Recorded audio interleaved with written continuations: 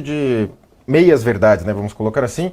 A primeira, ele falou uma hora lá de paridade de gênero, que ele aplica paridade de gênero na AGU e que isso não é uma questão ideológica, é de mérito que não é. Então é evidente que é ideologia, né, não é por mérito, é ideologia total. Então essa seita, né, o campo progressista, que é marxismo em verdade, sempre impõe seus conceitos e você tem que tratar como verdade universal.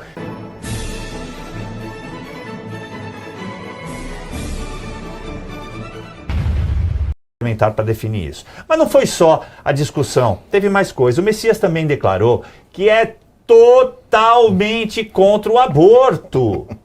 Oi? Mas defendeu um olhar humanizado para as mulheres ao lembrar que a lei prevê casos em que o procedimento é autorizado, destacando a importância de um debate mais amplo sobre o tema. Tá na lei, gente. Os casos em que é possível que o aborto ocorra estão na lei, estão no Código Penal. Lembrando que, como a AGU, Messias assinou, olha só, a favor da assistolia fetal como método de aborto. Vamos ouvir, é melhor. Eu quero deixar claro, completamente claro este tema para toda a nação brasileira. Completamente claro. Sou totalmente contra o aborto. Absolutamente. Da minha parte, não haverá qualquer tipo de ação de ativismo em relação ao tema aborto na minha jurisdição constitucional. Eu quero deixar absolutamente Vossas Excelências tranquilos quanto a isso. Agora, é importante que nós separemos três coisas. Primeiro, a convicção pessoal. Terceiro, a posição institucional. Segundo, a posição institucional. Terceiro, a decisão jurisdicional. E eu queria que Vossas Excelências, a partir dessa perspectiva, entendessem isso muito claramente. Na condição de advogado-geral da União, apresentei um parecer perante o Supremo Tribunal Federal em que defendi, de forma muito clara e categórica, a competência privativa do Congresso Nacional para legislar sobre o tema do aborto. Ponto. Por quê? Porque assim diz a Constituição Federal. E por que assim diz a Constituição Federal? Porque é matéria penal. Dentro do que compreendemos do sistema penal, nós temos que defender o princípio. E o princípio é o princípio da legalidade estrita. O aborto é crime. E isso está dito na introdução da manifestação que apresentei ao Supremo Tribunal Federal. E disse mais, que naquela manifestação não iria se discutir se o aborto era ou não era crime. Disse, o aborto é crime e continuará sendo crime. O que foi feito, do ponto de vista estritamente técnico, numa posição institucional, como um ato jurídico próprio, complexo, de uma instituição chamada Advocacia Geral da União, foi dizer, com todas as letras, que na matéria penal a legalidade estrita deve ser preservada. Agora a gente precisa olhar também com humanidade. Há uma mulher, há uma criança, há um adolescente, há uma vida. É por isso que a lei estabeleceu hipóteses muito restritas de excludentes da ilicitude. E isso há décadas. Agora a gente precisa olhar também com humanidade. Há uma mulher, há uma criança, há um adolescente, há uma vida. É por isso que a lei estabeleceu hipóteses muito restritas de excludentes da ilicitude. E isso há décadas. Olha, eu comentava aqui no nosso estúdio, nos bastidores, enquanto você via o vídeo, que ele só deu bola fora hoje, né? Essa é que é a grande verdade. Porque ele só defendeu pautas que o mundo está se voltando contra. Essa questão do aborto é uma questão pacificada. Ninguém aqui está criticando e dizendo que a mulher deve ficar com o feto e ter o filho a qualquer preço, a qualquer custo, até mesmo do seu sofrimento. Não é disso que se trata. Mas a própria Constituição Federal tem como princípio máximo o direito à vida, a defesa da vida. E para que tenha vida, tem que se defender o direito à vida. Mas as pessoas tratam o aborto como se fosse contraceptivo. E há muitos outros métodos de contracepção. Então, tratar disso, primeiro que eu acredito e acredito ser completamente fora de tom para tratar-se disso numa CCJ como foi hoje, né? Mas era importante questionar, e aí abro para os comentários, pelo seguinte, porque ele assinou um parecer da AGU contra uma resolução do CFM, Conselho Federal de Medicina, que proibia a sistolia fetal, Wellington. E, pasmem, o senhor e a senhora que está me vendo aí, minha filha é veterinária, então eu posso dizer porque eu acompanhei isso. A veterinária proíbe, o Conselho Federal de Medicina Veterinária proíbe a sistolia fetal de animais.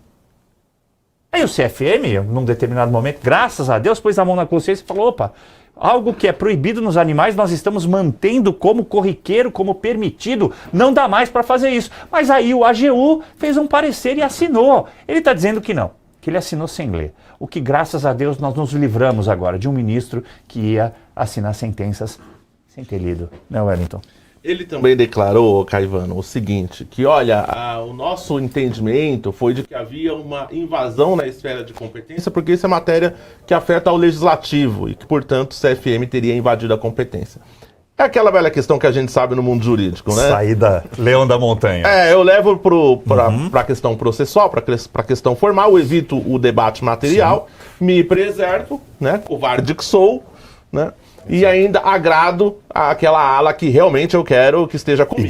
Ideológica, né? E ainda dou olha, vocês não podem impedir os médicos de adotarem esse procedimento cruel, desumano.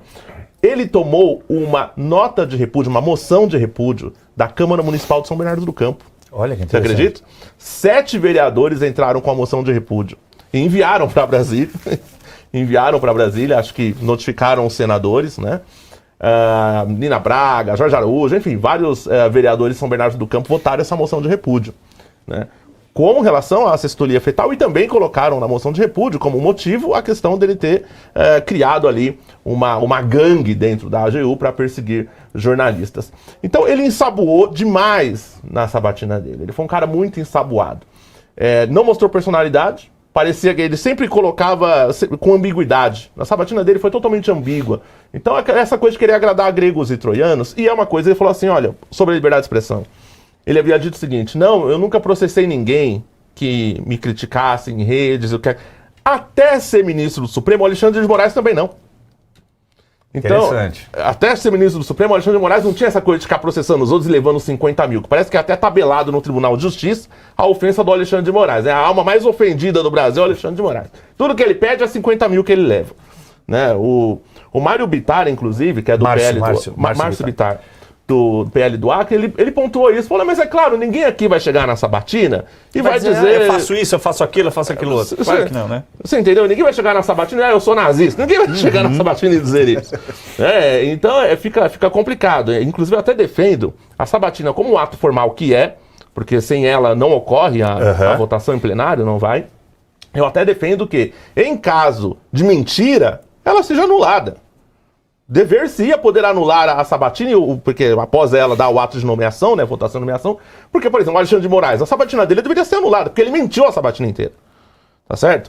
E o Márcio Bittar fez esse apontamento logo no início da sabatina do Messias. Então, ele mostrou essa ambiguidade, não mostrou personalidade, essa coisa de... E aí eu vou tornar até um conteúdo que eu vi essa semana, de um desembargador de São Paulo falando que um juiz ligou para ele e falou, olha, eu vou pedir exoneração, porque caiu na minha mão aqui um cumpra-se venerando acordo para permitir o aborto, e eu sou católico.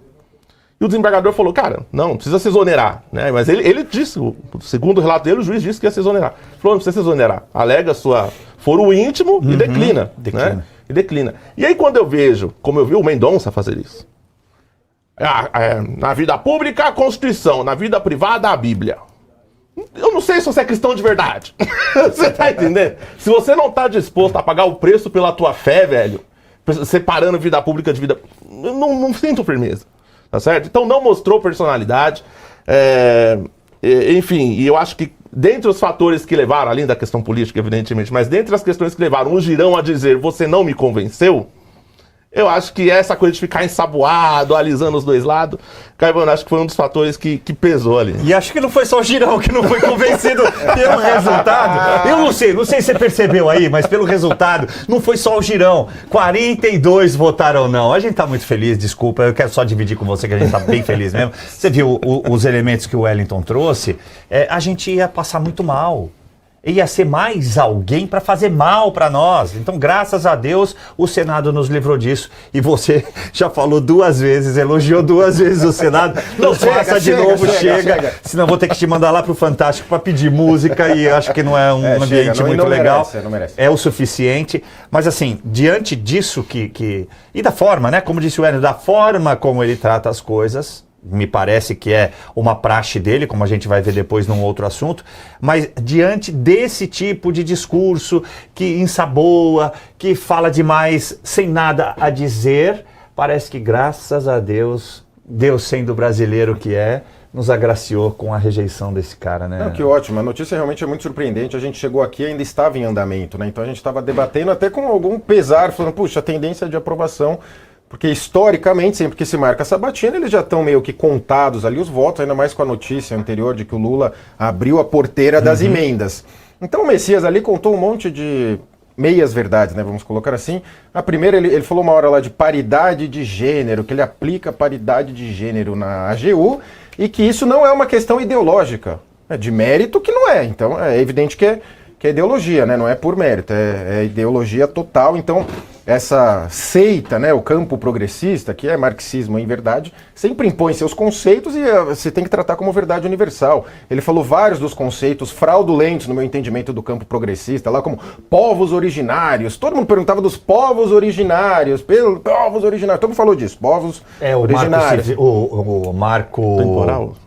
Marco temporal, falaram de Raposa Serra do Sol, falaram de um monte de coisa. Falou-se muito sobre isso hoje. Aí lá Sabatina... Roraima, Acre também sofreram demais com falaram de Roraima, né? Então falaram bastante desses temas e ele, no final das contas, foi rejeitado, né? E que fique claro que ali na Sabatina, aquele ali não é o Jorge Messias, aquilo ali é um personagem que o Jorge Messias criou para passar na Sabatina. A Sabatina, resumidamente, é como se fosse uma entrevista de emprego. Você vai ali, só fala o que você acha que quem está ali quer escutar, você não vai falar os seus defeitos, enfim. E ele deve ser julgado, Jorge Messias, pelas suas obras. E ele é autoritário, tem um conhecimento confuso ali de direito, mistura conceitos, mas no final das contas ele é extremamente autoritário e toma decisões inconstitucionais que avançam, é sempre a favor da censura, assinou o parecer lá a favor da questão do aborto que você bem mencionou. Então ele deve ser julgado por esses atos, não por aquele personagem que ele criou ali, sabonetão, né, que vai para cá, vai para lá e não fala nada